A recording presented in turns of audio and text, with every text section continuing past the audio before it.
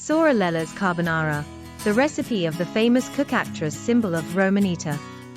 One of the most famous versions of carbonara pasta, that of Sora Lella, legendary cook, actress, and television presenter, a pioneer for generations of restaurateurs.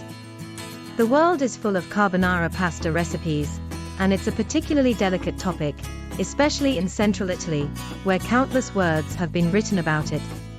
However, there are some recipes that are indisputable, even if they deviate from the idea that each of us has in mind.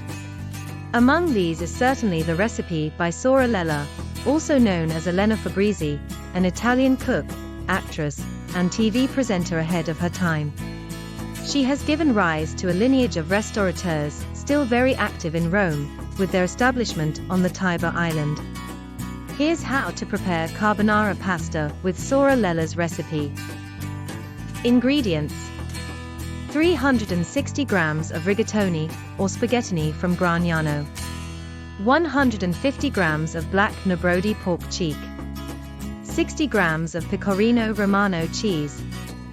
3 egg yolks. 1 whole egg. Dry white wine, as needed. Black pepper, as needed.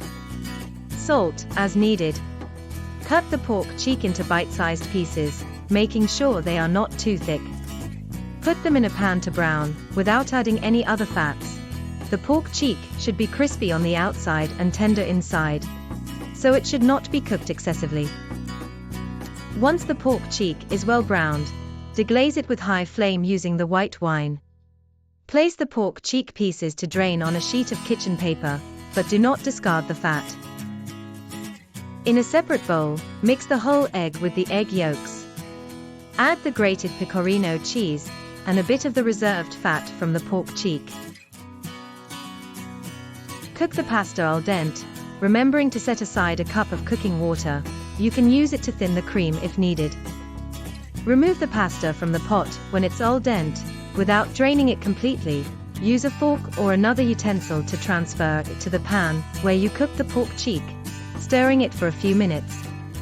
Then, place it in the bowl with the egg and pecorino mixture, which should be positioned on the still hot pot where you cooked the pasta. This way, finish the mixing process using a bain-marie technique. The indirect heat will prevent the cream from becoming lumpy.